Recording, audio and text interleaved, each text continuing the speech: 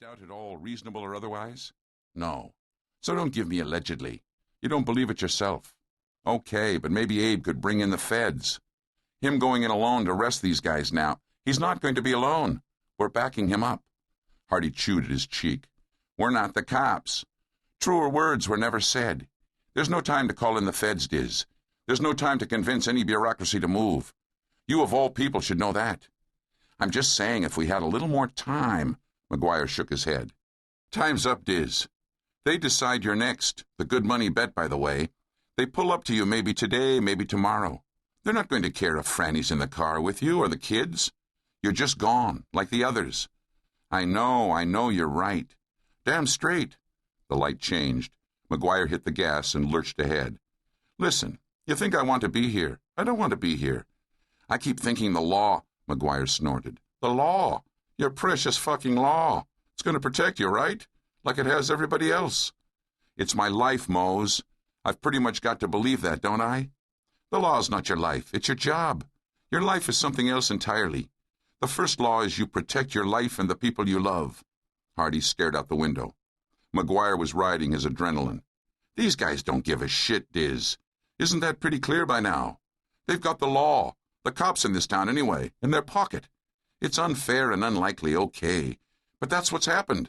So now all that's left is they take out you and your meddling friend Abe and it's all over. They win. Life goes back to normal. Except you guys are both dead, and maybe my sister with you, and I'm not willing to take that chance. His eyes ticked across the seat. You're telling me after all that's gone down, you don't see this? You don't know for a fact this can happen? Is going to happen? No. I see it all right, Mose. I don't know how we got here. That's all. It's so unreal. Yeah.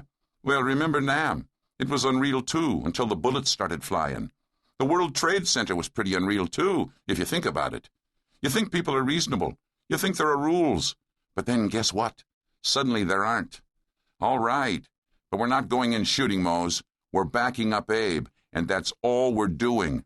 If you say so. Unless something goes wrong. McGuire threw him another look. Couldn't tell if he was serious or not.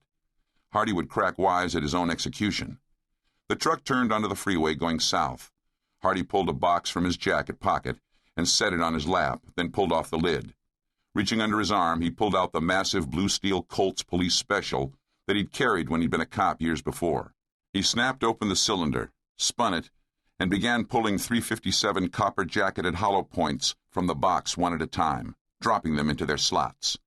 When the 6 bullets were in place, he closed up and reholstered the gun, then pulled a second cylinder from his other pocket. Methodically, click, click, click as they fell into the cylinder. He sat filling the speed loader. Chapter 1. 10 o'clock, a Wednesday morning in the beginning of July. John Holliday extended one arm over the back of the couch at his lawyer's Sutter Street office. Today he was comfortably dressed in stonewashed blue jeans, hiking boots, and a white high-collared shirt so heavily starched that it had creaked when he lowered himself into his slouch. His other hand had come to rest on an oversized silver and turquoise belt buckle. His long legs stretched out all the way to the floor, his ankles crossed. Nothing about his posture much suggested his possession of a backbone. Women had liked him since he'd outgrown his acne.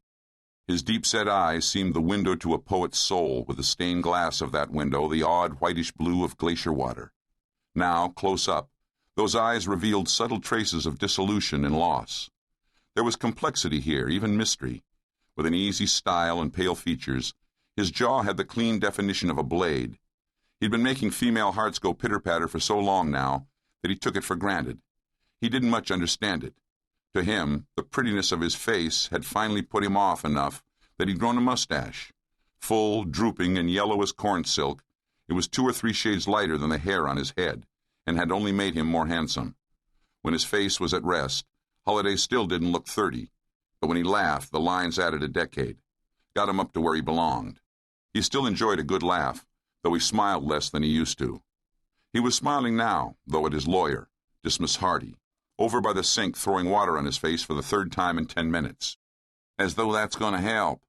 Holliday's voice carried traces of his father's Tennessee accent, and the edges of it caressed like a soft southern breeze. It would help if I could dry off. Didn't the first 2 times. Hardy had used up the last of